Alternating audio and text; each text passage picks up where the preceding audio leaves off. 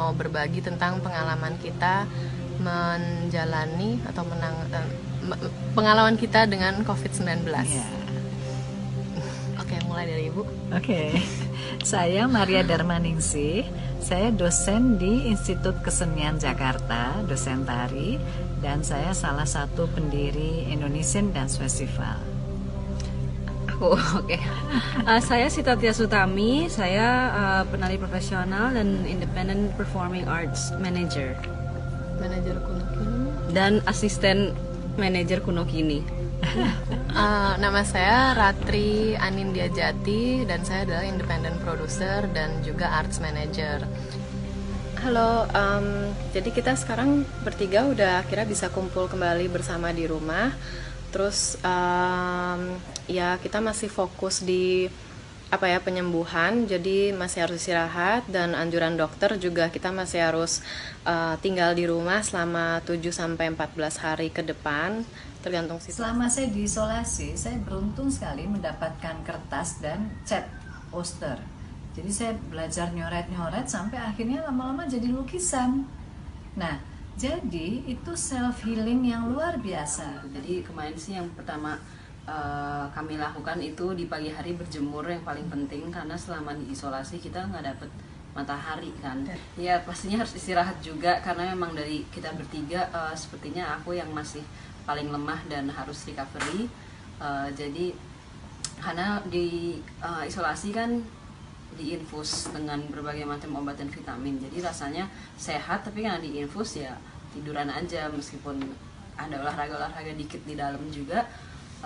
Cuman ya itu begitu keluar rumah sakit, pulang ke rumah kan infus lepas, jadi sampai sini aku lemes lagi gitu. Jadi memang harus banyak istirahat, banyak tidur. Saya sempat ngerasa kayak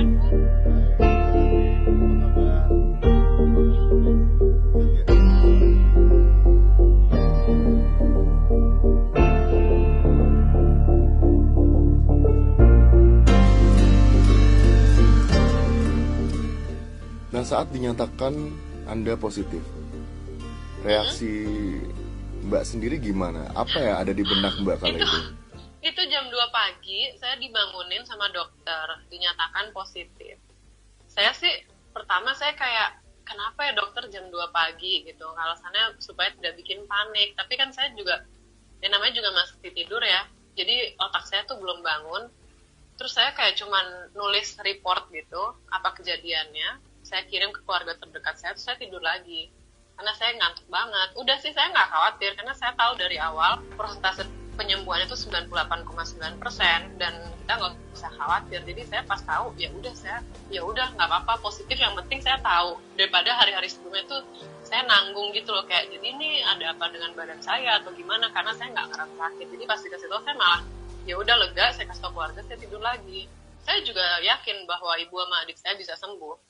Jadi pas ketahuan itu yang bikin kita ibaratnya naik darah tinggi itu adalah karena kita kayak loh kok dengernya dari media, terus tiba-tiba sejam kemudian rumah kita udah dikerubungi wartawan, saya nggak bisa pulang. Itu yang bikin kayak marah dan deg-degan. Tapi waktu tahu ibu sama adik saya positif, saya juga ya nggak apa-apa gitu. Saya tahu mereka bakal sembuh dan malah bagus mereka diisolasi.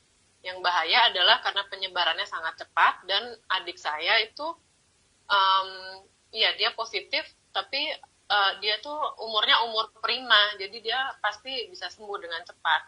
Sempat khawatir karena ibu saya lebih tua, tapi setelah saya bicara sama dia, hari itu aja dia udah nggak demam, udah nggak batuk, udah nggak apa-apa, dan dia senang, dia diinfus antibiotik dan vitamin, udah it's all okay gitu. Mereka juga yang bikin mereka benar-benar literally hasil darahnya agak tinggi karena stres pemberitaan di luar. Jadi akhirnya mereka matiin TV semuanya, fokus penyembuhan, yang udah gitu. Kita sih gitu aja.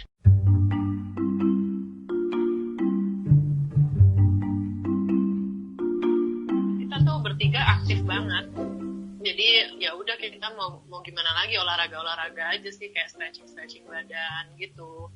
Katanya kita sempat mau usaha entah kenapa pengen headstand di kasur, terus intercomnya Mbak Sita hati-hati ya infusnya gitu. Terus saya suka jingkrak-jangkrik juga di atas kasur kalau bosan sambil teleponan. Ntar intercomnya susternya bilang, Mbak Ratri jangan mundur-mundur lagi ya, ini ntar jatuh gitu lucu sih.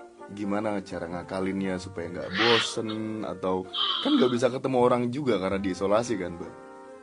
Iya, itu ya gitu. Pas ya awal-awal masuk sih, hari pertama sih saya seneng banget karena ternyata kamarnya Sita sama Ibu tuh gimana ya, ini kamar Sita, lalu ada kamar satu lagi, kamar Ibu di satu barisan, terus kamar saya di seberangnya di tengah-tengah. Jadi pas masuk kita bertiga teleponan gitu, terus kita dada-dadahan karena pintunya ada jendelanya.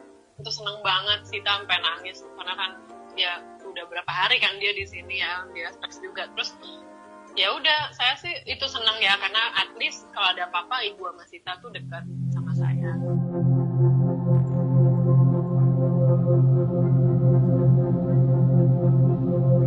Dari kita yang masih positif COVID-19 tetap semangat dan fokus ke self healing karena ini benar-benar bisa sembuh dan bisa sehat kembali. Kita cuma harus hati-hati, jaga diri dan disiplin dan fokus kesembuhan. Dan kalian semua pasti bisa sakit. Yang baru tahu kalau mereka positif juga jangan panik, semuanya pasti bisa sembuh. Dan yang memiliki simptom jangan takut untuk cek ke dokter. Jangan takut untuk diisolasi karena tidak semenyeramkan yang kalian bayangkan juga kok.